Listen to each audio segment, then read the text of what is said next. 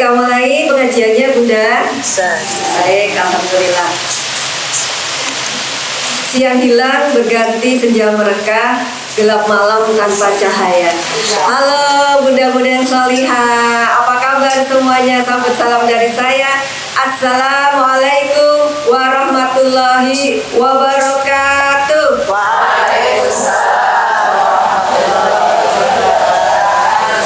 Bismillahirrahmanirrahim. Alhamdulillahilladzi khalaqal mauta wal hayata liyabluwakum ayyukum ahsanu amala. Allahumma sholli wa sallim wa barik ala Muhammad wa ala alihi wa sahbihi ajma'in. Rabbi shrah li sadri wa yassir li amri wahlul 'uqdatam min lisani yafqahu qawli. Rabbana zidna ilma warzuqna fahma. Amin ya rabbal alamin. Wallahu ta'ala fil Qur'anil Karim. A'udzu billahi minasy syaithanir rajim. Bismillahirrahmanirrahim. Wa min ayatihi an khalaqalakum min anfusikum aswajan litaskunu ilaiha wa ja'ala bainakum mawaddatan wa rahmah. Shadaqallahul adzim. Shadaqallahul adzim. Maha benar Allah dengan segala firman-Nya. Apa kabar bunda-bunda salihah semuanya? Alhamdulillah. Alhamdulillah. Semangat? Semangat. Sehat? Sehat. Taat? Insyaallah. Insyaallah. Alhamdulillah, masya Allah. Allah perkenankan saya bertemu dengan bunda-bunda salihah semuanya di pagi hari ini.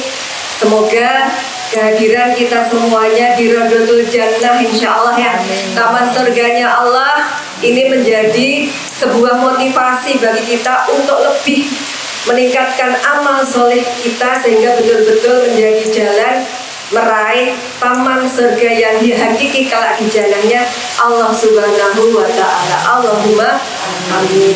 Yang kedua, tidak lupa salam dan sholawat senantiasa kita haturkan kepada kekasihnya Allah, manusia terbaik sepanjang zaman, Nabiullah Muhammad Sallallahu Alaihi Wasallam beserta kerabat beliau, sahabat beliau, orang-orang yang senantiasa mengikuti titah petunjuk beliau. Dan kalau hingga hari ini kita masih enggan, malas, tidak mau untuk mengikuti apa yang beliau tuntunkan, apakah tidak malu kalau kelak kita ingin selalu mendapatkan syafaat dari beliau ketika tidak ada seorang pun yang mampu untuk memberikan.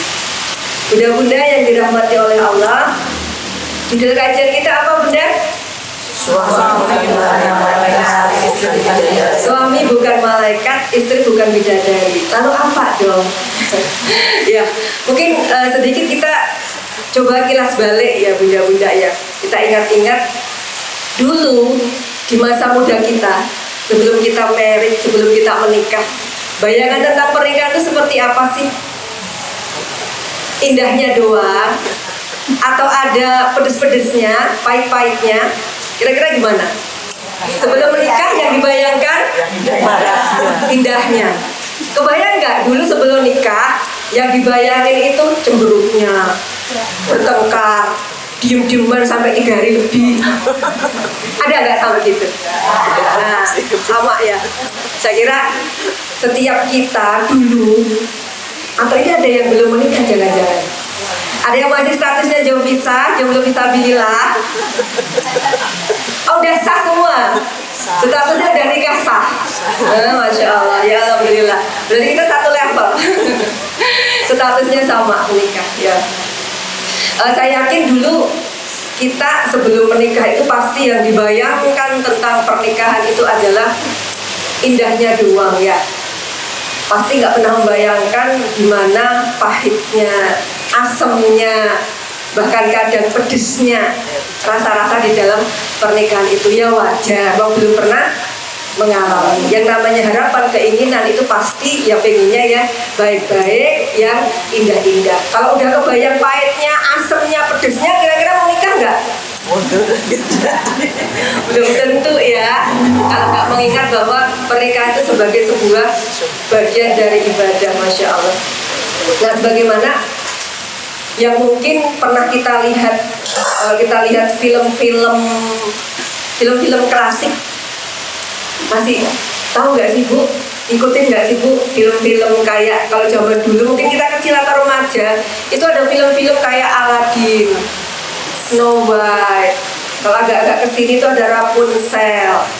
Terus apa lagi ya film-film klasiknya Hollywood itu ya? Itu kan biasanya pangerannya menikah dengan princess. Kemudian di akhir film ada tulisan apa? Happy end.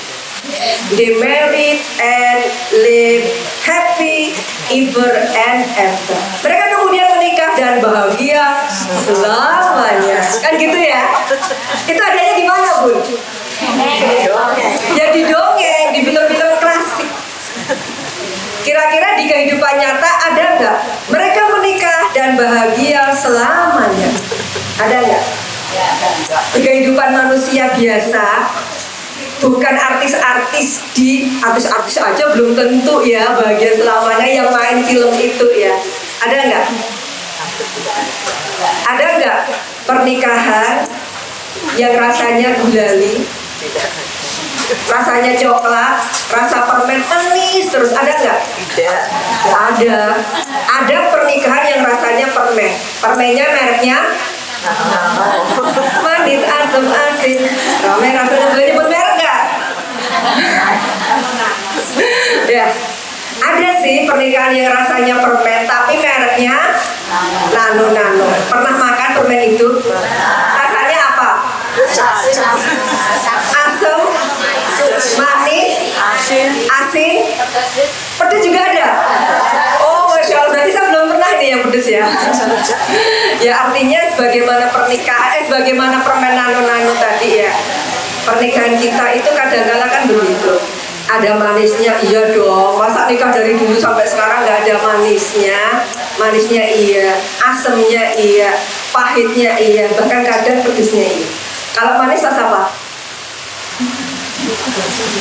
Kalau manis rasa apa, Bun? Gajian. Hah? Gajian. Pas jajan? Gajian. Oh, pas gajian. Masya Allah. Itu kemarin saya baca itu ada status temen gitu. Jadi kalian pilih mana nih? Punya suami dikasih uang bulanan 30 juta, tapi LDRan ketemu suami cuma setahun sekali. Dengan setiap hari ketemu suami dikasih uang bulanannya 3 juta. Pilih mana, Bun?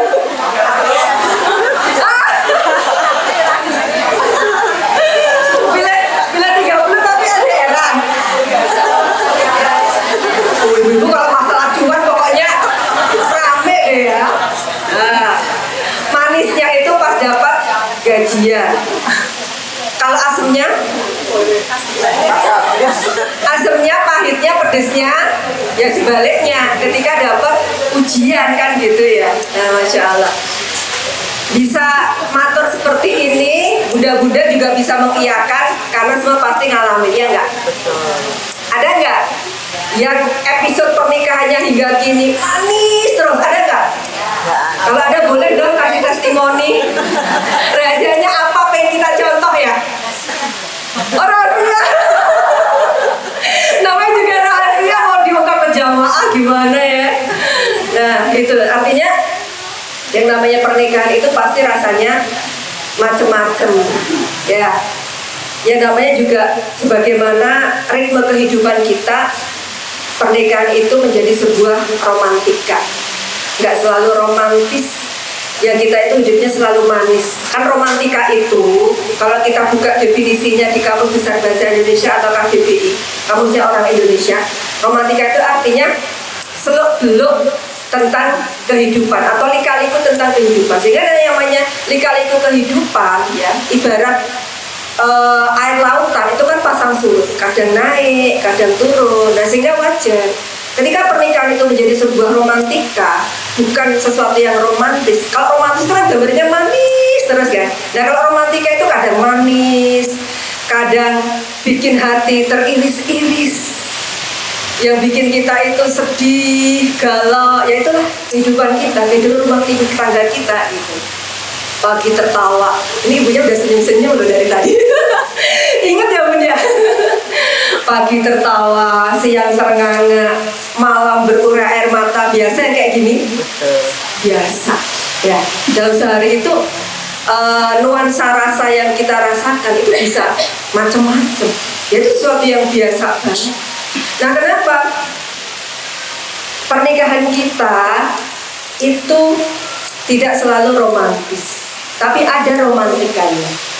Kenapa nggak selalu manis, tetapi bahkan kadang-kala sadis, mengiris-iris, sehingga siapkan tisu yang tebal buat menghapus air mata kita kalau itu keluar. Nah, kenapa? Ya kembali sesuai dengan judul kajian kita, karena ini adalah pernikahannya manusia. Nah, ini pernikahannya manusia itu sudah Allah jelaskan di dalam Quran surat Ar-Rum ayat 21. Nah, tadi ayatnya sepenggal sudah saya sampaikan ya, saya ulangi. A'udzubillahi minasyaitonirrajim. Bismillahirrahmanirrahim. Wa min ayatihi an khalaqalakum min anfusikum azwajan litaskunu ilaiha wa ja'ala bainakum mawaddatan wa rahmah. Nah, Allah sudah memperingatkan kepada kita semua, wa min ayatihi, dan di antara ayat itu tanda, dan di antara tanda-tanda kebesaran Allah ialah Allah ciptakan pasangan itu dari jenis kalian sendiri, dan Allah jadikan di antara kalian rasa sakinah, mawaddah, warahmah. Nah, di kalimat awal ini Allah sudah sampaikan bahwa ketika Allah pasangkan kita dengan pasangan hidup kita, belahan hati kita, itu Allah jadikan dari sesama jenis. Ya, sesama jenis itu kalau kita manusia berarti jodohnya manusia. Kita manusia, nggak mungkin dong kalau jodohkan dengan malaikat. Sebagaimana kalau suami kita manusia juga nggak mungkin Allah jodohkan dengan bidadari, kecuali insya Allah kalau suami kita berlanjut hidup di surganya Allah. Tapi selama masih di dunia, ya kita semua ini berperan sebagai manusia biasa. Hebat banget kalau suaminya malaikat. Ya, pengen nggak?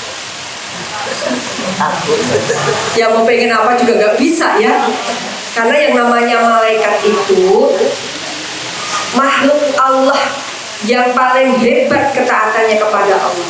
Ketika diperintahkan oleh Allah apapun juga yang diucapkan oleh para malaikat itu hanya sami'na wa ata'na. Kami dengar, kami taat ya Allah. Sementara kalau kita manusia biasa, kadang-kala bahkan seringnya Allah perintahkan apapun ke kita, yang kita ucapkan justru sami'na wa ata'na. Kami dengar dan kami berpaling dari kamu, kan begitu. Nah, sementara kalau malaikat nggak pernah ada sedikit kata protes, mendebat, mengelak dari apapun yang Allah perintahkan. Jadi malaikat itu makhluk yang terbuat dari cahaya yang Masya Allah, memang dia diciptakan Allah dengan ketaatan-ketaatan.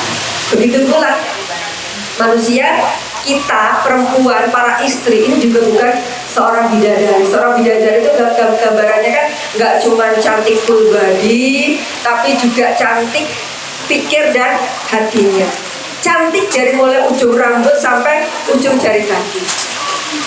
Udah istilahnya kalau orang sekarang itu inner and outer beauty-nya itu dapat semuanya full 100%, itu bidadari. Ada nggak sih manusia kayak gini? Ada?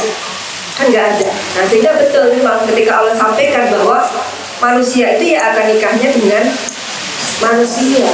Sehingga kalau Allah lanjutkan di dalam Ar-Rum 21 itu, ketika Allah kemudian pasangkan manusia satu dengan manusia yang lain yang berbeda jenis kelamin tentunya ya.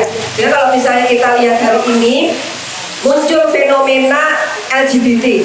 Ibu-ibu tahu kan LGBT ya? Manusia-manusia, kalau menurut saya manusia-manusia aneh hari ini ya. spesies manusia yang aneh yang dia bikin jenis kelamin sendiri. Mereka itu kan lesbian, gay, transgender, biseksual dulu. Lesbian, gay, biseksual, transgender. Lesbian itu perempuan, senengnya sama perempuan. Gay, laki-laki, senengnya sama laki-laki. Biseksual, laki-laki bisa senang sama semuanya. Dia bisa senang sama laki-laki, bisa senang sama perempuan. Kalau transgender itu waria, banci, laki-laki berubah jadi perempuan, demikian pula sebaliknya. Cuman ya aneh juga sih, ternyata hari ini transgender itu sudah diakui sebagai jenis kelamin sendiri loh Bun. Di Kabupaten Sleman beberapa waktu yang lalu itu sudah disahkan transpuan, namanya tuh transpuan, keren banget kan ya, kayak Trans TV. Ada gender, hari ini namanya transpuan. Jadi itu perpindahan gender dari laki-laki ke perempuan. Itu ternyata diakui sama pemerintah. Kalau nggak percaya buka media online-nya. Di Kabupaten Sleman itu udah keluar KTP mengakui jenis kelaminnya di situ transpuan. Itu sudah beberapa kali dikeluarkan. Nah, sehingga harapannya kalau dikeluarkan kayak gitu, ya mereka dianggap punya hak yang sama dengan laki-laki atau perempuan dalam hal misalnya cari pekerjaan atau mungkin cari jodoh dan lain sebagainya. Na'udzubillah ini. Inilah salah satu tanda-tanda akhir zaman. Kembali ya Bunda ya. Sampai mana tadi? Ayo tes sampai mana? Sampai bidadari. Sampai bidadari. Ya, jadi kenapa kemudian Allah ciptakan manusia itu ya pasangannya dengan manusia, bukan seorang laki-laki dengan bidadari atau seorang perempuan dengan malaikat. Karena dari situ juga kalau kita lanjutkan di ayat ini, setelah Allah pertemukan laki-laki dan perempuan di dalam ikatan pernikahan, maka Allah turunkan rasa sakinah, mawaddah, warahmah. Sakinah itu berasal dari kata as-sakin, yang artinya tenang, damai, tentram, bahagia. Kalau berada di dekat suaminya rasanya gimana? Tenang nggak? Suka nggak? Suka nggak Bun? Sukanya kok kayak kepaksa gitu ya. Karena pertanyaannya dibalik. Kalau ditinggal suaminya seminggu aja rasanya gimana? Gelisah atau bahagia? Gelisah. Ada gelisah tapi ada bahagia loh. Gak tahu kenapa. Kalau di dekat suami rasanya tenang, tentram, orang Jawa bilang ayem. Sementara kalau ditinggal baru sehari saja rasanya seminggu rasanya setahun. Nah itu artinya Allah sudah munculkan rasa sakinah, merasa tentram, damai di sisi pasangannya. Ya kalau sakinah itu muncul, maka kemudian urutannya setelah sakinah itu ada mawaddah. Mawaddah ini biasa orang mengartikan dengan cinta, kasih sayang gitu kan. Nah sebenarnya mawaddah ini merupakan kata kiasan dari al-jima. Al-jima itu hubungan suami istri. Tapi Masya Allah, Allah itu maha indah dalam bahasa.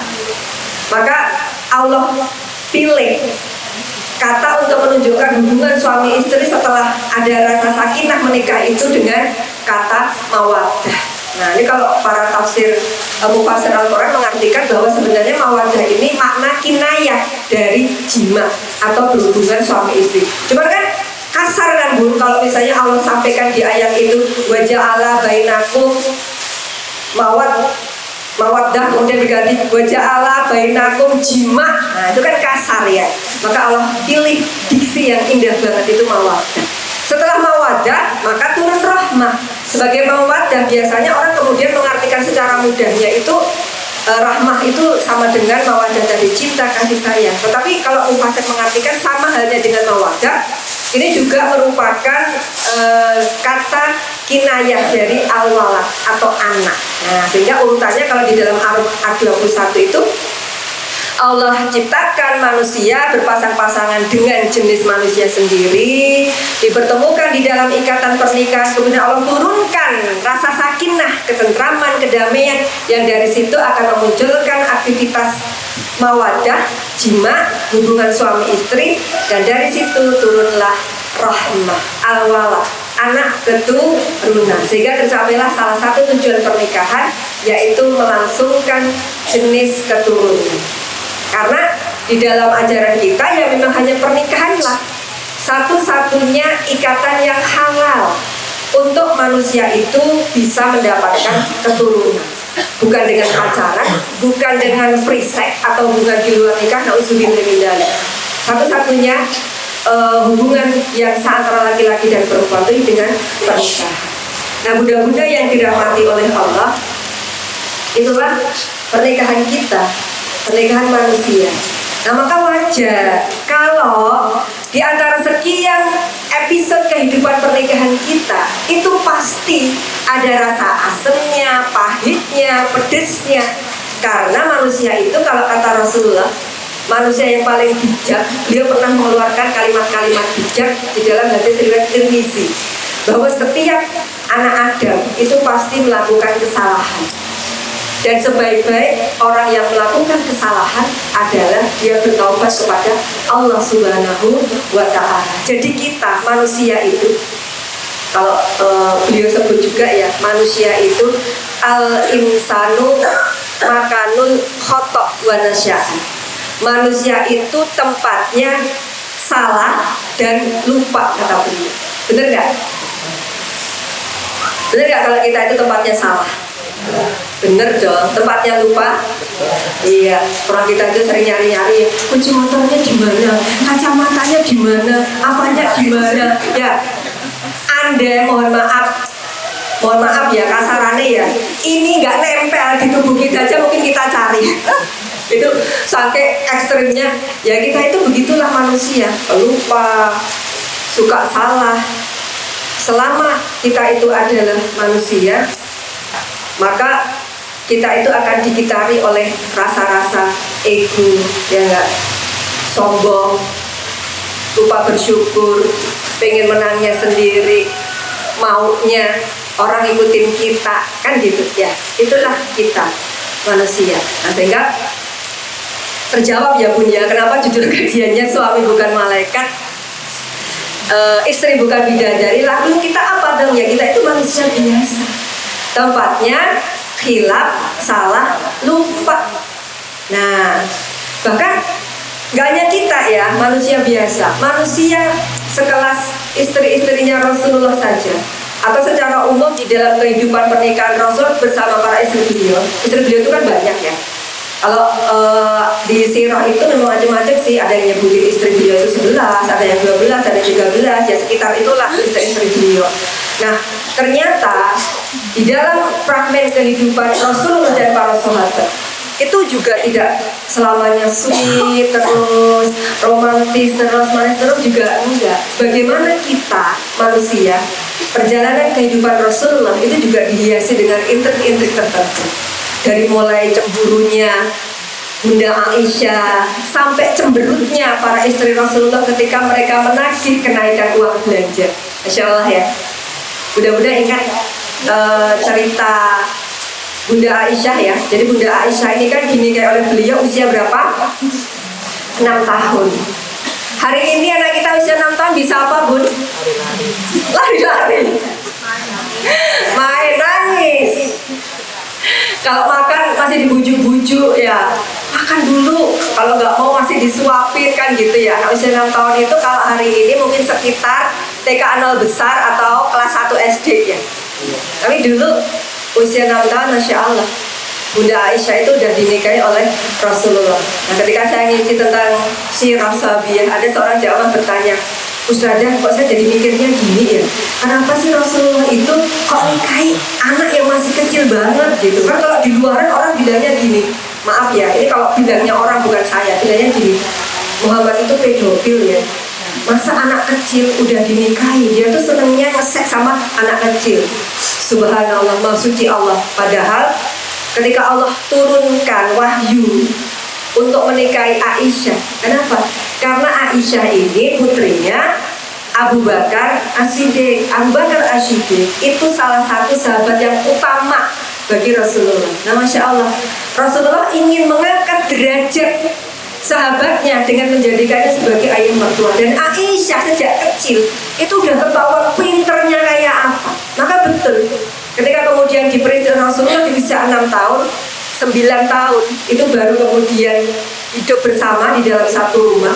Aisyah itu tumbuh menjadi pribadi yang kuat, cerdasnya luar biasa, hafalan hadisnya itu ribuan. Ya karena beliau hidup bersama dengan Rasulullah, kecerdasannya luar biasa, tingkat ingatan dia menghubungkan hadis dengan peristiwa-peristiwa luar biasa.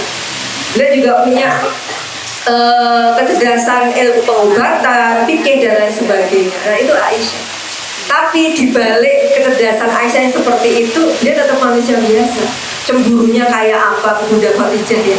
Pasti pernah dengar cerita ini. Saya juga pernah sampaikan di pengajian pertama yang saya isi di sini kalau nggak salah. Pernah cemburu kepada Khadijah. Cemburu ketika Muhammad pasca menikah dengan Sofia. Sofia itu cantik banget. Jadi Sofia ini seorang janda, anaknya penguasa kaum Yahudi. Orang Yahudi kan sebenarnya cantik-cantik ya, cantik. Dan ketika dibawa pulang, Aisyah itu sempat bujuk istri-istri yang lain mau konspirasi untuk menolak Sofia. Itu Aisyah. Lalu bagaimana dengan kita? Ya, bagaimana dengan kita? Kalau misalnya suami gandeng, Bu, perkenalkan. Wah, lebih Aisyah ya. Masya Allah.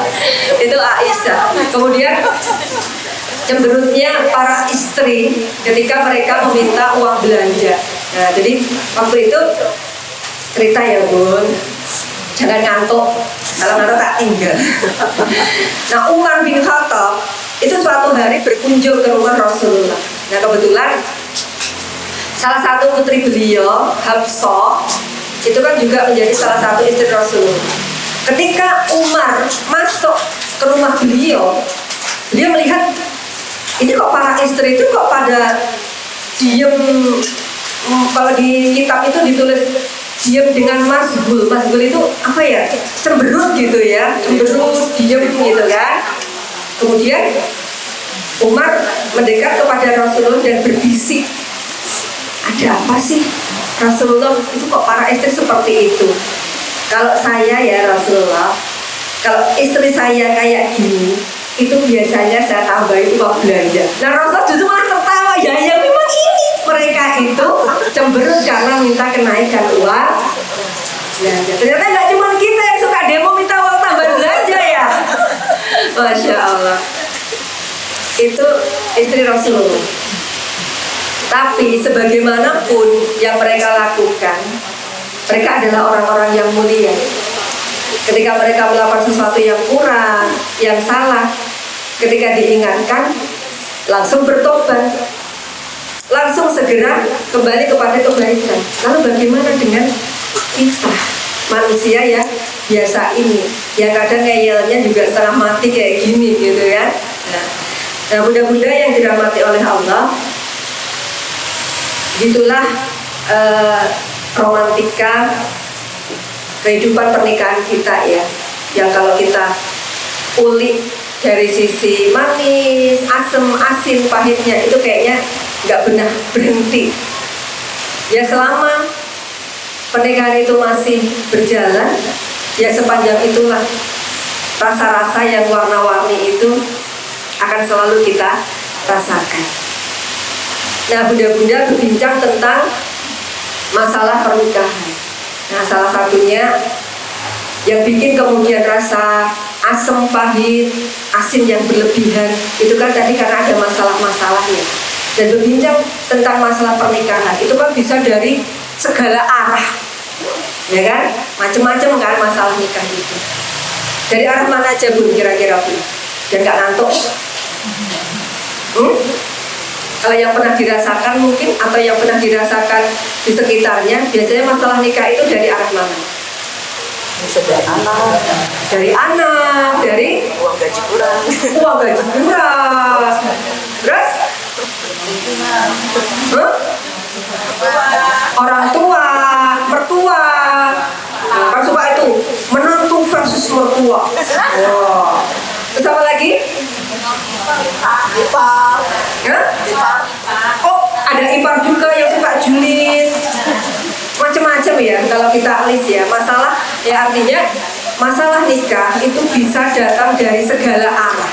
Nah, pertama, masalah itu bisa jadi sumbernya karena diriku dengan dirimu itu dua sosok yang berbeda. Kita dengan suami kita tentu nggak bisa sama klub dong ketika ketemu, ya enggak? Karena kita memang dari mulai lahir, kecil, besar, dewasa, kemudian ketemu, itu bisa jadi dibesarkan dengan pola-pola pendidikan yang berbeda, pengalaman hidup yang tidak sama, ya kak, latar belakang sosial, ekonomi, pendidikan yang berbeda juga, tontonan, pengetahuan terhadap media, bacaan, ngaji atau enggak. Nah, semua akumulasi itu akan menjadikan perbedaan-perbedaan itu ada.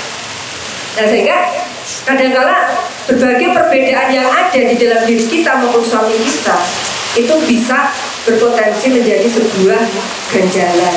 Kalau ganjalan itu kemudian dipelihara atau maksudnya tidak ada upaya untuk ditiadakan, ya itu bisa merunting kepada perselisihan, pertengkaran, bahkan ujung-ujungnya bisa terjadi perpisahan. Nauzubillahi min dzalik. Nah, sehingga di antara perbedaan-perbedaan itu harusnya sudah ada antisipasi atau harus diapakan dengan perbedaan-perbedaan ini. Kemudian yang kedua, nggak bisa dinafikan juga bahwa antara pria dan wanita itu punya keunikan karakter memang yang tidak sama. Contoh, perempuan itu secara umum ya Bunda ya, jangan tersinggung ya, saya juga perempuan. Perempuan itu biasanya kalau punya masalah pengennya gimana? Perempuan itu biasanya kalau punya masalah itu kan pengennya curhat ya, dari A sampai Z biar lega. Sementara kadang-kala suami sebagai laki-laki itu kalau punya masalah itu justru cenderung diem, disimpan aja, atau dia nggak mau istrinya bahkan tahu tentang masalahnya. Nah, ini contoh aja. Nah, kadang-kala karakter yang berbeda seperti ini juga bisa memunculkan permasalahan tersendiri kan seperti itu. Saya tuh pernah pernah lihat real. Ya sebenarnya ini bukan kisah nyata, tapi biasanya itu kan dibikin dengan melihat fenomena yang ada ya. Jadi realnya tuh lucu banget gitu. Suaminya tuh lagi cuek lihat HP atau baca waktu itu. Pernah lihat nggak? Terus istrinya tuh caper banget. Sampai istrinya tuh guling-guling, naik-naik ke tembok.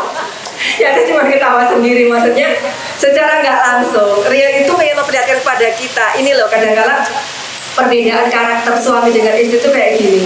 Suaminya cenderung cuek, nggak peduli, nggak perhatian, bahkan mungkin bagi orang-orang tertentu untuk sekedar mengucapkan I love you atau aku sayang kamu bu, gitu kan? Ya, belum tentu kan semuanya itu mampu mengekspresikan dengan bahasa atau kata-kata. Meskipun sebenarnya sayangnya nggak diragukan, cintanya lebih-lebih. Cuman kan kadang-kala memang terkait dengan karakter, nggak semua itu kan bisa ngomong kayak gitu. Nah, sementara istrinya itu bisa jadi punya love language, bahasa cintanya itu mesti diomongin atau mesti disentuh, kan kadang-kadang ada kayak gitu ya. Jadi perbedaan pembahasan cinta itu kadang-kala kalau nggak disadari, nggak dimaklumi, nggak diupayakan atau diantisipasi, itu kadang-kala juga jadi gejolak tersendiri. Istrinya pengen disayang-sayang dengan ucapan, sentuhan, tapi suaminya nggak biasa kayak gitu. Orang dia dibesarkan dalam keluarga yang apa adanya, yang dia nggak pernah lihat orang tuanya peluk-pelukan di depan dia, ngasih kiss morning pada istri, dia nggak pernah lihat itu. Kok dipaksa oleh istrinya untuk harus kiss morning dong ya tiap pagi. Apa kiss morning? Ya, nah kadang-kala yang kayak gini nih, Gege istrinya pas PMS. PMS apa? Mau haid, premenstruasi sindrom, baperan deh. Wah, nah kadang-kadang kan begini. Nah ini yang kedua tadi, kadang-kadang secara umum karakter pria dan wanita itu berbeda. Kemudian yang ketiga, Nah ini nih yang dari tadi disepil sama bunda-bunda. Apa nih jadi masalah rumah tangga? Masalah ekonomi. Sorry ya, kata siapa tuh? Sorry ya, hidup rumah tangga itu ternyata nggak bisa cuma modal cinta. Bener nggak Bun? Betul. Kan kadang-kadang kan gitu ya. Ada banyak kisah ketika misalnya tuh orang tua melarang anaknya menikah dengan calonnya. Karena misalnya mohon maaf belum kerja, masih kuliah misalnya, ya ini contoh aja. Terus anaknya bilang, loh ya kita itu udah saling mencintai ya. Karena cinta itu adalah modal terbesar di dalam rumah tangga. Realitasnya bisa nggak hidup hanya bermodal cinta, Bunda? Ya. Sorry ya. Sekolah itu butuh menyekolahkan anak butuh butuh duit sayang, bukan cuma rayuan apalagi gombalan. Anak sakit dibawa ke rumah sakit butuh beli beras yang hari ini harganya belum turun juga. Butuh apa? Butuh uang. Kan nggak bisa cuman sabar ya sayang, I love you. Emang kata-kata I love you bisa menggantikan rasa lapar anak istrinya? Dulu ketawa ngapain sih? Jadi ingat dulu. Masya Allah, ya realistis aja harusnya ya, idealisme boleh. Tapi realistis itu kan juga kepastian, karena yang namanya anak nangis butuh susu, istri merengek perutnya lapar, itu memang harus sepenuhnya dengan nasi. Kalau orang Indonesia makanan pokoknya nasi. Sementara beras hari ini aja masih dihitungkan berapa sekilonya Bunda? Oh Masya Allah, 18,5 itu sudah dapat petik. Oh Masya Allah. Yang beras subsidi negara aja itu teman saya jual itu sekilo sudah 13.000. Ya, enggak mumet Bun. Ya kan? Maksud saya, ya kayak gini. Kalau uangnya mepet, pikirannya cupet, ya ini kan bisa jadi masalah yang kayak gini. Perut lapar, uangnya nggak ada atau mepet, sementara itu harus segera dipenuhi. Makanya kita bisa melihat data-data perceraian itu rata-rata yang terjadi, salah satu kasus tertinggi itu karena masalah ekonomi. Ya bisa kebayang lah, butuh banget tapi nggak ada untuk mengupayakan itu. Kalau pengelolaan emosi pasangan ini tidak baik, tidak stabil, ya ambiar, ya kan? Nah, makanya perlu kita tanamkan juga ke anak-anak kita. Kan model menikah itu kan sebenarnya bukan cinta yang utama, tetapi apa? Ridho. Ridhonya Allah, ridhonya suami nerima istrinya, ridhonya istri nerima suaminya. Dalam rangka ibadah. Cinta, rasa itu akan ditumbuhkan oleh Allah. Sebagaimana pepatah Jawa, miting tresno jalaran ora ono liya. Lah esuk awal sore ketemunya karaoke terus kok gimana nggak tumbuh cinta, ya kan? Asal bukan miting tresno jalaran ono kuliner, macam-macam gitu. Nah itu tadi ya.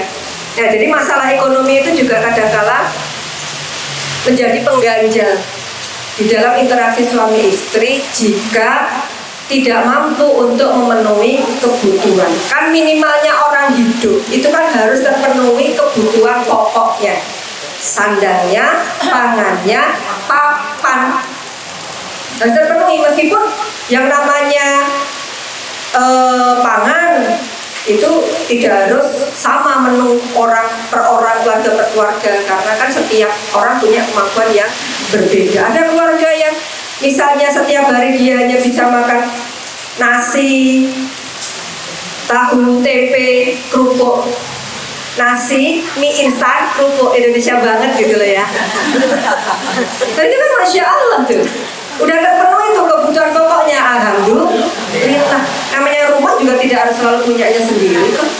Bisa kontrak, bisa nyewa, atau bisa pakai rumahnya pinjaman orang. Yang penting ada tempat berteduh untuk keluarga. Tapi minimal 3 itu memang kebutuhan pokok itu mesti terpenuhi. Kalau nggak terpenuhi, wah, itu tadi bisa memicu kepada instabilitas rumah tangga. Kemudian yang keempat, nah ini masalahnya sudah cara ngubah lain-lain aja deh.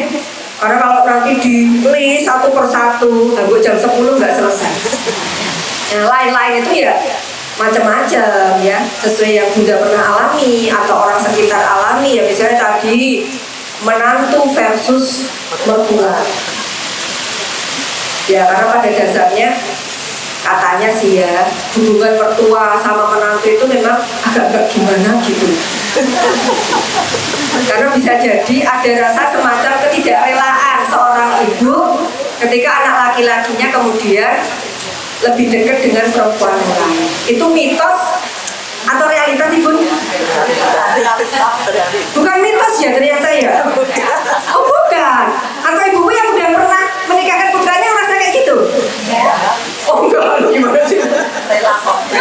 Tapi saya kira itu kembali kepada pemahaman kedua belah pihak ya. Kalau sang mertua dan menantu itu sama-sama paham posisinya, hak dan kewajibannya, didukung posisi suami yang bisa di tengah-tengah antara istri dengan ibunya, saya kira juga nggak ada masalah. Atau keberadaan tadi saudara-saudara ipar yang julid, nah dan macam-macam deh pokoknya. Intinya masalah itu bisa akan muncul dari segala arah.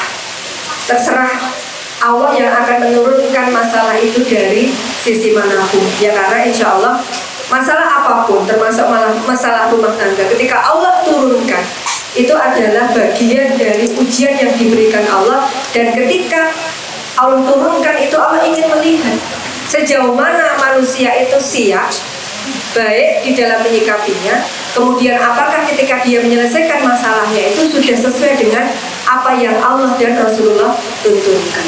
Nah bunda-bunda yang dirahmati oleh Allah, sepelik apapun masalah kita hari ini, seberat apapun, karena saya kira orang itu pasti punya masalah dong.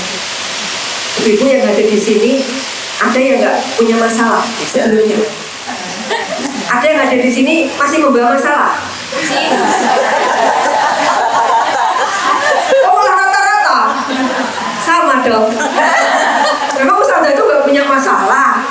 Ya kita kan sama-sama manusia biasa ya Bu ya. Semua orang itu baik rakyat hingga pejabat, orang yang awam agama hingga ustadz ulama, mau yang artis mau yang bukan, itu semuanya pasti Allah kasih masalah. Karena yang namanya masalah itu memang biasanya orang hidup kalau nggak pengen punya masalah berarti siap untuk ibu loh yang ketika sendiri loh ya. Jadi memang hakikatnya orang hidup itu untuk dikasih masalah dan untuk menyelesaikan. Nanti satu masalah selesai Allah akan kasih masalah yang lain. Kan memang untuk menaik kelas kan, kayak kalau anak kita sekolah ya, ujian kelas 1 soalnya begini, selesai alhamdulillah, naik kelas Allah akan kasih ujian berikutnya. Terus seperti itu hingga Allah berkehendak memanggil kita pulang. Dan soal ujian yang Allah berikan, Allah itu nggak pernah salah di dalam ngasih soal ujian, ya nggak? Ya nggak? Ada yang salah dari soal ujian yang kita terima hari ini dari Allah? Nggak ada yang salah. Yang salah itu kita di dalam menafsirkan, di dalam menyikapi. Yang nggak pintar itu kita yang mudah menyerah di awal, yang sudah merasa lelah, ngos-ngosan, nggak bener nih ujiannya. Padahal Allah kasih serasa apapun, se-nggak enak apapun, yang kita rasakan buruk. Insya Allah kalau orang beriman itu yakin bahwa di balik itu Allah pasti pasti itu. Allah kasih kebaikan demi kebaikan. Nah, sehingga apa yang harus kita lakukan kalau masalah itu kemudian datang menghiasi hidup kita. Bahkan satu masalah belum selesai aja kadang Allah itu kasih masalah yang lain. Apa yang kita lakukan untuk bisa menyelesaikannya sekaligus merawat pernikahan kita, sekaligus menjadi kunci kebahagiaan. Yang pertama, secara umum kita harus menjaga komitmen pernikahan. Ya, meskipun menjaga komitmen itu butuh ekstra sih ya, ekstra energi, ekstra waktu, ekstra pikiran. Apalagi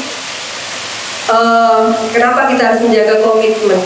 Karena menikah itu bukan soal kita mengucapkan janji sehidup semati di hadapan para wali atau petugas KUA. Tetapi pernikahan itu pada hakikatnya sebenarnya mitsaqon ghalidh, ikatan yang agung, ikatan mulia di hadapan Allah Subhanahu wa taala. Sehingga sebagai sebuah mitsaqon ghalidh, ikatan yang agung, ikatan yang mulia itu tidak bisa kita main-mainkan atau menjadi sebuah permainan yang kalau kita sebel dikit aja, benci aja sama pasangan kemudian udah kita pisah. Nah, itu sebagai sebuah ikatan yang mulia itu bersungguh-sungguh di antara keduanya itu ada keinginan untuk mempertahankan bahkan memperkuat.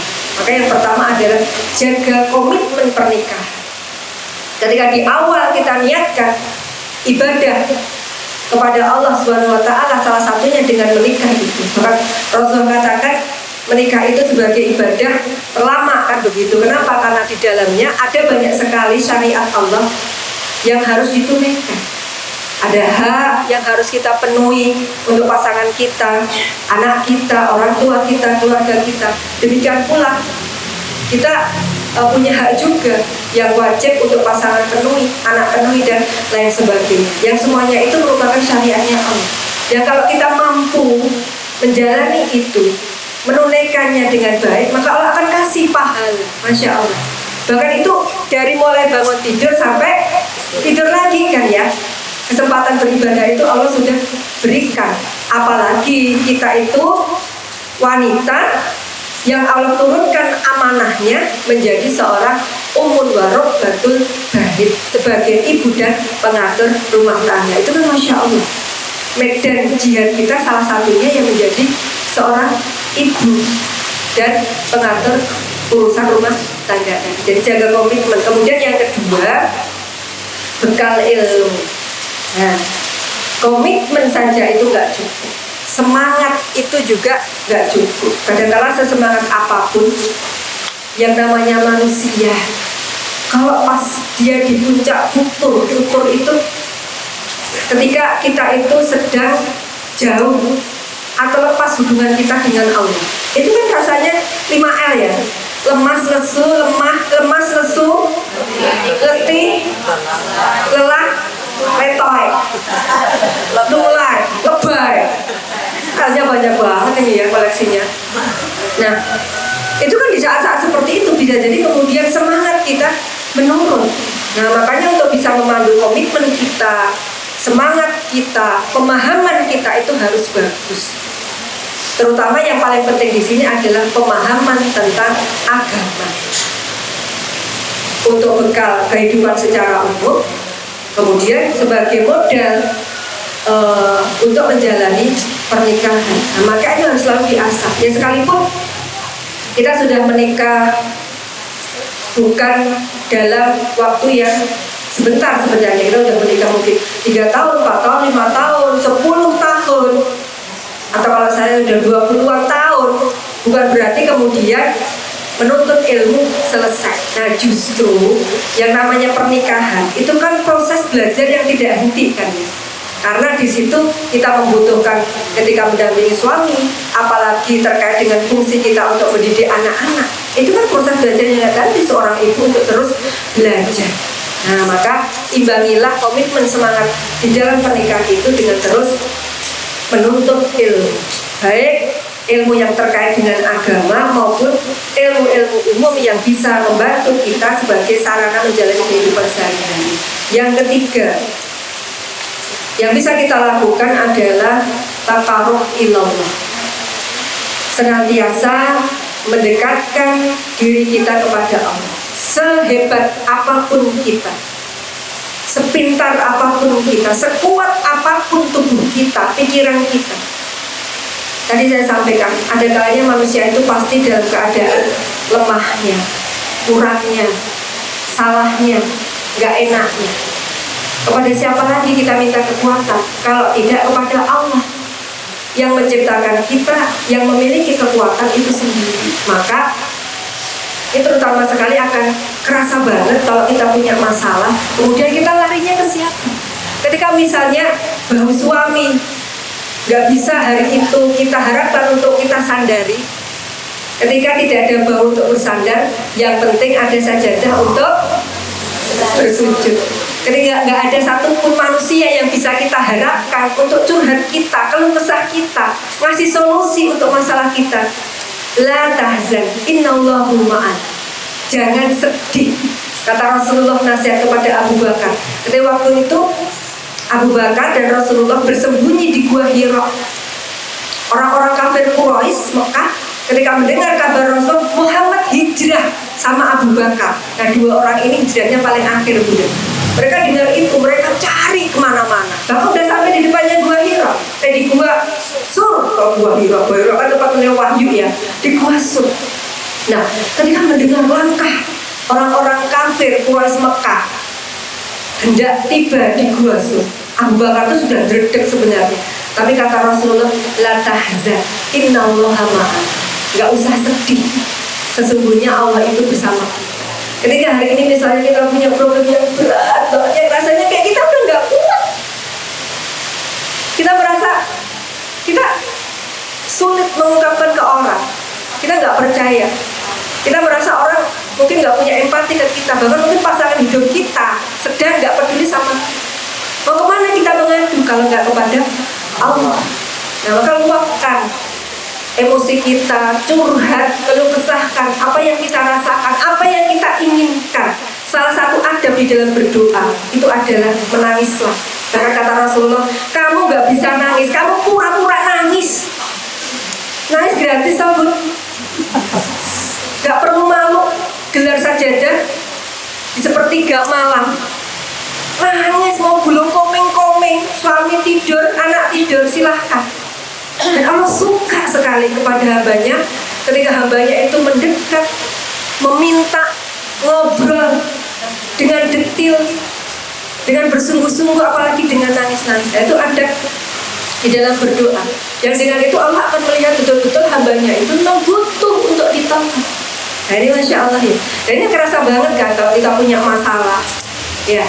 Jadi di antara kunci kebahagiaan yang utama yang akan kita rasakan itu adalah kalau saya sebut dengan the power of ruhiyah, kekuatan spiritual.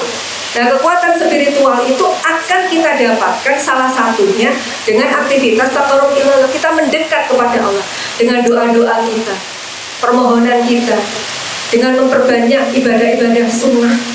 Sholat sunnahnya diperbanyak, kalau perlu dengan puasa-puasa sunnah, sedekah ditingkatkan, infak dinaikkan dan lain sebagainya, termasuk melakukan amal soleh yang lain. Karena insya Allah kekuatan ruhiyah, iman kita kepada Allah, inilah yang akan membuat salah satunya kita bisa mencintai pasangan kita apa adanya. Gak terlalu menuntut banget sesuai dengan ego kita. Kenapa? Karena ya kita tahu manusia itu punya kelemahan-kelemahan, sementara yang punya kekuatan itu hanya Allah. Tapi tentu saja dengan tetap berupaya meraih cinta yang berkualitas dari hari ke hari. Dan insya Allah kekuatan ruhiyah, kekuatan spiritual inilah yang mendorong kita akan memberikan cinta dengan penuh ikhlas pada pasangan kita, buah hati kita, orang tua kita, anggota keluarga kita, tanpa pamrih dan hanya mengharap ridho Allah Subhanahu wa Ta'ala. Ada seorang bukan orang Indonesia ya, seorang bijak ya, Mark Twain. Dia mengatakan, menggambarkan tentang makna keikhlasan itu seperti ini: bekerjalah bagai nggak butuh uang, mencintailah seperti tidak pernah disakiti, dan menarilah meskipun seorang pun tidak sedang menonton. Ya, artinya kalau kita itu dekat dengan Allah, insya Allah satu hal yang akan kita rasakan di dalam diri kita itu adalah ikhlas. Ikhlas mencintai pasangan, mencintai anak kita karena Allah.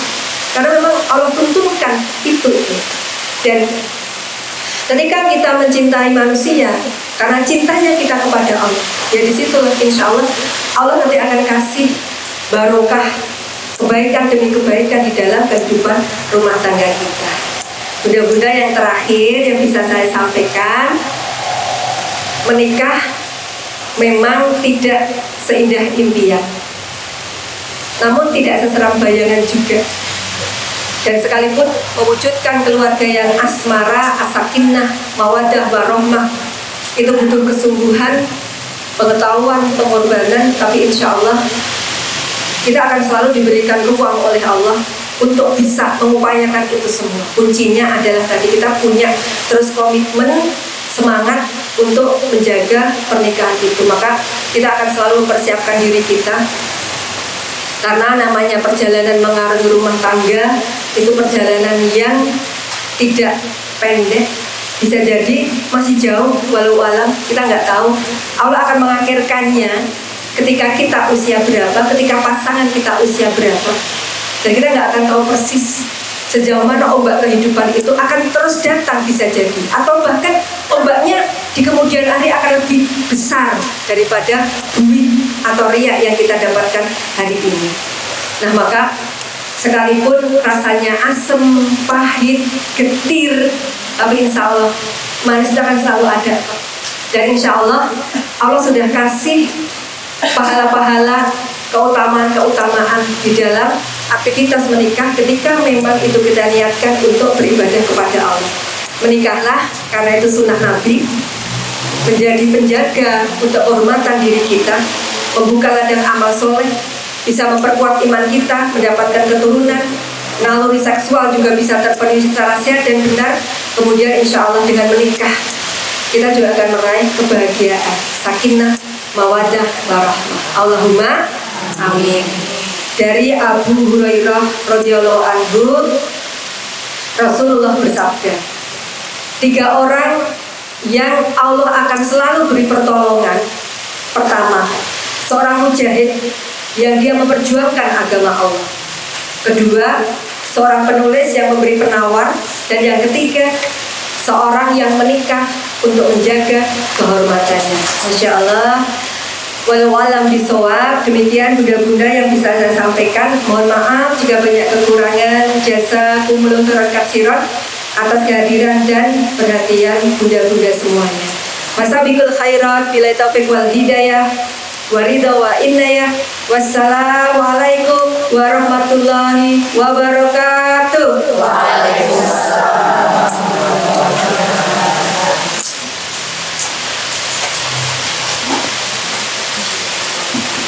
Terima kasih banyak semuanya.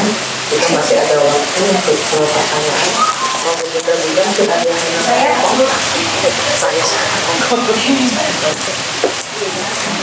Assalamualaikum warahmatullahi wabarakatuh. Waalaikumsalam. Saya ingin bertanya tentang kita kan niat menikah itu karena Allah. Nah, ada seorang dia mau pacaran, jadi dia ingin segera menikah, tetapi salah satu pihak itu masih pakai perhitungan Jawa. Jadi salah satu pihak tidak setuju adalah lantaran posisi pihak laki-laki itu rumahnya itu katanya nggak bagus. Kalau pernikahan ini tetap dijalankan, jadi karena perhitungan Jawa kayak gitu, maaf pihak laki-laki yang menurut ini sudah dia jadi imam kan udah bagus. Jadi pihak perempuan ibaratnya udah menerima gitu, karena dia kalau misalnya jadi imam buat itu juga insya Allah ya bagus gitu. Tapi ternyata pihak laki-laki ini masih ada perhitungan Jawa gimana? Ya. Terima kasih. Assalamualaikum warahmatullahi wabarakatuh. Mungkin ada yang lain, benar? Satu menanya lagi dia nanti dijawab sekarang. Monggo. Tadi banyak orang taruh. Nggak ada? Ada satu pertanyaan. Baik. Baik, kalau nggak ada, satu aja. Ya. Iya ya kayak gini memang beberapa kali sempat saya dengar gitu ya. Jadi ada memang piantun Jawi yang sampai hari ini itu masih punya keyakinan kejawinya. Jadi semacam kayak weton-weton. Karena saya sendiri mengalami Bunda. Jadi dulu waktu saya menikah, ayah saya tuh bilang begini, jangan besok kamu menikah itu di hari itu pas geblaknya simbahmu. Jadi pas waktu hari meninggalnya kakek saya gitu, kakek atau nenek saya gitu. Atau kemudian ada hitung-hitungan. Kalau yang perempuan itu anak pertama, suaminya itu anak terakhir misalnya. Nanti gimana kayak gitu dan lain sebagainya ya. Nah, jadi yang seperti ini kan sebenarnya sebuah keyakinan atau ritual yang tidak bersumberkan kepada nas-nas syarak. Al-Quran nggak ada, Al-Hadis nggak ada, Ijma' Ulama berqiyas juga nggak ada, kan seperti itu. Sehingga sebuah keyakinan atau ritual atau adat apapun, ketika itu tidak ada sandarannya di dalam nas syarak, bahkan itu justru mengarah kepada sesuatu yang sifatnya kesyirikan bisa jadi ya, karena akibatnya kemudian dia nggak jadi percaya kepada takdirnya Allah, qadarnya Allah. Nah itu jangan diikuti. Nah termasuk tadi ya, ojo nikah dengan laki-laki itu karena posisi rumahnya itu begini-begini. Itu kalau di dalam Cina itu kan ada namanya Feng Shui itu ya. Nah, kalau jelas itu berasal dari Cina kan, bukan dari khazanah Islam kan tertolak ya. Yang kayak gitu kan hampir sama kan. Nah kalau menurut saya ya kayak gini ya jangan diikuti, karena tidak ada tuntunan di dalam Islam bahwa posisi rumah begini dan begitu itu akan bisa mengakibatkan kemudorotan tertentu. Yang pertama. Kemudian yang kedua, bagaimana manusia itu bisa tahu akan mendapatkan kemudorotan sementara sesuatu itu belum terjadi, apa dia itu paranormal dan lain sebagainya. Nah sehingga ya pihak-pihak yang memberikan seperti ini ya sebisa mungkin untuk bisa diarahkan bahwa keyakinannya itu tidak betul. Nah, karena itu hanya sebuah keyakinan atau ritual yang tidak bersumber kepada hukum syara, tidak ada tuntunannya, sehingga justru malah tidak boleh untuk diikuti. Apalagi kalau misalnya di antara keduanya itu sudah muncul rasa cinta ya, terus siap untuk menjalin pernikahan. Kata Rasulullah, ada beberapa hal yang harus disegerakan, antara lain jenazah itu harus segera disegerakan untuk pemakamannya. Seorang perempuan atau termasuk berarti juga laki-laki, ketika dia sudah siap menikah itu juga harus disegerakan, karena kalau sudah siap, apalagi misalnya sudah dikhitbah, dilamar, tinggal ibaratnya itu tinggal nikah doang, kemudian terjadi yang seperti ini. Nah justru yang seperti ini itu bisa berpotensi kepada kemudorotan kan ya. Nah seperti itu. Nah gitu ya Bu ya. Misalkan tetap kukuh gitu, Apa? tetap kukuh, dia tetap kekeh. Itu posisi yang mengatakan rumah dan lain sebagainya itu sebagai apanya? Sebagai ibu angkat.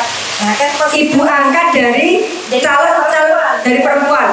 Ya, tapi ibu kandungnya ini ibarat setuju gitu kan. Tetapi kan karena dia dari kecil ini ada di pihak ibu angkat gitu loh, dibesarkan oleh ibu angkat, jadi dia pinginnya kan dapat restu. Iya. Tetapi akhirnya yang pihak laki-laki bilang kalau kan dia tetap ibarat melamar ya baik-baik. Gimana nanti kalau ini ibaratnya dia nggak tetap setuju, karena aku pokoknya nggak setuju. Hanya karena posisi rumah itu. Aku dilakoni ini tidak ya masih kalau ibu tetap setuju juga. Iya. Dia tetap mau menikah walaupun mungkin nggak diangkat. Iya. Subhanallah ya Bu, ya masih ada orang kayak gini di era kayak gini ya Bu ternyata ya. Oh banyak, masih ada. Oh iya. Nah makanya saya kan tadi tanya, yang menghalangi ini statusnya apa bagi anak gitu kan. Nah jadi bahkan Bu ya, meskipun seorang saya itu dia menjadi wali nikah bagi anak perempuannya. Tetapi pada dasarnya yang namanya wali ini pun kalau secara syariat dia tidak boleh memaksakan, termasuk tidak boleh menghalangi ketika memang anak ini mau melakukan pernikahan dengan niatan ibadah. Nah apalagi kok ini hanya, mohon maaf dalam tanda kutip, cuma ibu angkatnya. Sehingga dari sisi syarat, dari sisi syariat ya nggak ada masalah. Ketika kalau kemudian ibu angkatnya menolaknya kan tidak dengan alasan secara syariat, itu pun juga sudah terbatalkan sebenarnya gitu. Sehingga nggak ada masalah kalau dari sisi syariat. Jadi bisa saja yang anak laki-laki dengan anak perempuan ini terjadi pernikahan. Jadi tidak ada masalah apapun sebenarnya. Yang bermasalah itu ya berarti cuma ibu angkatnya ini. Ya, jadi berarti dalam agama kita secara rukun dan sebagainya sah, tidak ada masalah.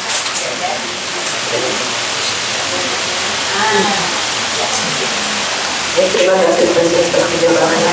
Langsung saja tutup kita terjadi dengan doa. Terima kasih. Baik bunda-bunda, untuk menambah barokahnya pertemuan kita, majelis kita pada pagi hari ini, kita tutup ya dengan doa bersama. Dan kita awali doa kita dengan sama-sama melantunkan Ummul Quran biridhoi ta'ala wa syafaati Rasulillah. Al-Fatihah. A'udzubillahi minasyaitonir rajim. Bismillahirrahmanirrahim. Alhamdulillahi Rabbil Alamin. Ar-Rahmanir Rahim. Maliki yaumiddin. Iyyaka na'budu wa iyyaka nasta'in. Ihdinas siratal mustaqim.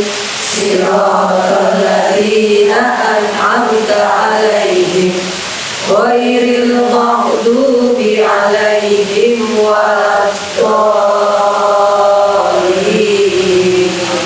Amin. Astaghfirullahaladzim alladzi la ilaha illal hayyul qayyum wa atubu ilaih. Astaghfirullahaladzim alladzi la ilaha illal hayyul qayyum wa atubu ilaih. Astaghfirullahaladzim alladzi la ilaha illal hayyul qayyum wa atubu ilaih. Allahumma sholli wa sallim wa barik ala Muhammad wa ashhilid dhalimina bid-dhalimin wa akhrijna min bainihim salimin wa ala alihi wa sahbihi ajma'in. Wahai Allah yang maha menatap, wahai yang maha agung dan maha perkasa, wahai yang maha tahu segala lumuran aib dan maksiat kami, ya Allah, ampunilah seburuk apapun diri kami selama ini. Ampuni sekelam apapun masa lalu kami. Tutupi seburuk apapun aib-aib kami. Ampunilah diri kami ya Rabbana. Bukakanlah lembaran baru dan bersih yang menggantikan lembaran kelam masa lalu kami. Allahumma fir lana dunubana wali walidina warhamhuma kama rabbayana shighara. Rabbana dzalamna anfusana wa illam taghfir lana wa tarhamna lanakunanna minal khasirin. Ya Rahman ya Rahim, ampuni kedua orang tua kami, darah dagingnya melekat pada tubuh kami. Ampuni jika selama ini kami pernah menzaliminya ya Allah. Jadikan sisa umur kami menjadi anak yang tahu membalas budi. Bahagiakan, muliakan sisa usia mereka ya Allah. Jadikan akhir hayatnya husnul khatimah. Kami mohon kepadamu ya Allah, lindungilah kami dari mati su'ul khatimah. Jadikan doa serta amal soleh kami menjadi cahaya bagi hatinya, cahaya bagi kubur mereka. Ya Aziz ya Jabbar, bukakan hati kami agar dapat merasakan keagunganmu. Jadikan kening ini selalu nikmat bersujud kepadamu. Jadikan mata kami selalu akrab dengan ayat-ayatmu. Golongkan telinga ini selalu rindu mendengar mendengar kebenaran ajaran-Mu. Jadikan lisan kami terpelihara, yang selalu basah menyebut nama-Mu, yang dapat menjadi cahaya ilmu, jalan kebaikan dan kemuliaan bagi umat-Mu. Jadikan lisan ini ketika berpulang mampu menyebut nama-Mu. La ilaha illallah, la ilaha illallah, la ilaha illallah. Ya Allah, karuniakan kepada kami jasad yang terpelihara dari maksiat, terhindar dari harta haram, makanan haram, perbuatan haram. Izinkan jasad ini pulang dalam keadaan suci ya Rabbana, ya Malik, ya Kudus. Karuniakan kepada kami hati yang bening, hati yang tidak pernah bisa melupakan-Mu, yang tidak pernah sedih karena selalu ingat kepadamu, merasa tentram karena yakin akan jaminan-Mu, hati yang selalu kaya karena yakin akan pemberian-Mu, yang selalu merasa aman karena yakin akan perlindungan-Mu. Karuniakan pada kami hati yang merasakan indahnya cinta kepadamu ya Allah. Allahumma taubatan nasuha, Allahumma hawin alaina fi sakaratil maut, wa najata minan nar, wa afa indal hisab. Wahai pemilik jiwa, andai suatu saat malaikat maut menjemput kamu, izinkanlah saat kematian kami menjadi waktu terindah dalam hidup ini. Izinkan kami wafat dalam keadaan husnul khatimah. Ya Allah, hanya Engkaulah sandaran dan tempat bergantung kami. Bimbing kami ya Allah. Kami ingin memperbaiki diri, kami ingin berhijrah, bertobat, kami ingin selalu mendekat kepadamu. Hamba-Mu yang bodoh dan tidak tahu apa-apa ini hanya bisa meminta. Peluk kami dalam kasih sayang-Mu, ajari kami dengan ilmu-Mu, tetapkan pada jalan-Mu, agar kami sampai ke dalam ridho-Mu.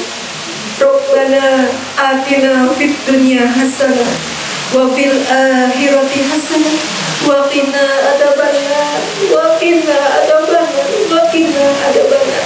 Subhana rabbika rabbil izzati amma yasifun wa salamun alal mursalin walhamdulillahi rabbil alamin. Wassalamualaikum warahmatullahi wabarakatuh. Udah.